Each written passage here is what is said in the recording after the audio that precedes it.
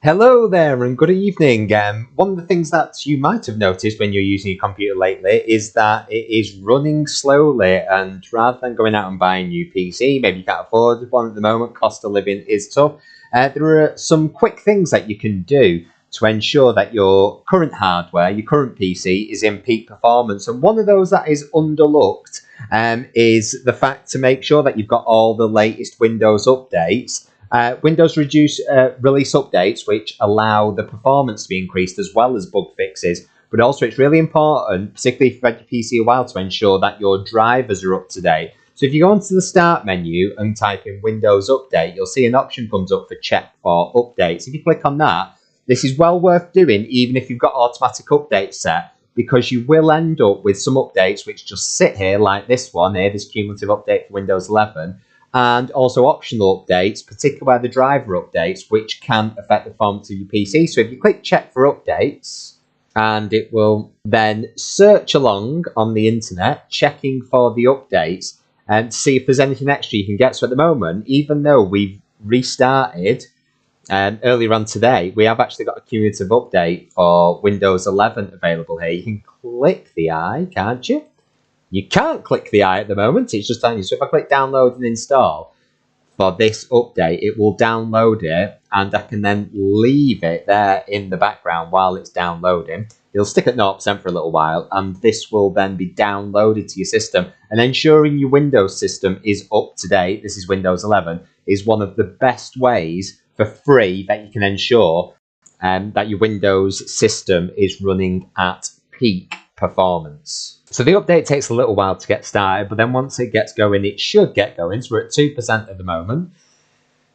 It's slowly. Obviously, one of the limitations here is no matter what the speed of your connection is, the speed which Microsoft servers are going to send the update to you is fully dependent on them. There's not a lot you can actually do about that. And the cumulative updates can be quite big and bulky updates. If we take a bit of a dive into the update history, you can click Learn More, which will open up some more information about each specific update. So here we can see on one of the latest updates, 14th of February, it will give you the release date, the version of the operating system, as well as a little groovy video. Not seen them do that before. My name is Thomas. I work on the Windows service to organize your pinned applications.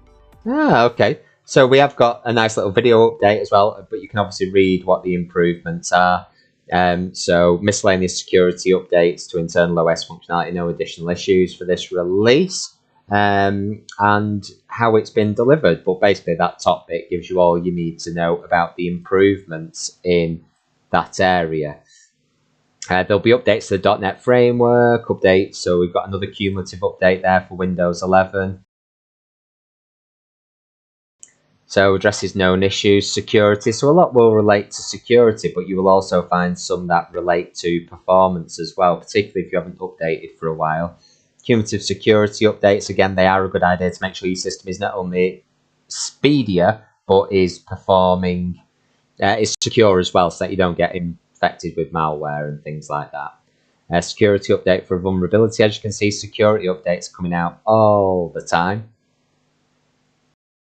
If we have a look at this, reliability update. So reliability and performance are often used interchangeably. So it is always worth keeping that in mind. It talks about compressing disk files to save space, gives you some tips on how to install the update if you're running out of space. And if we go and look on driver updates previously, you can see there's been NVIDIA updates, there's been Intel updates, Realtek Semiconductor. So all your different piece of hardware will have many different updates. So as you can see here, we've had one at the end of September for this graphics card.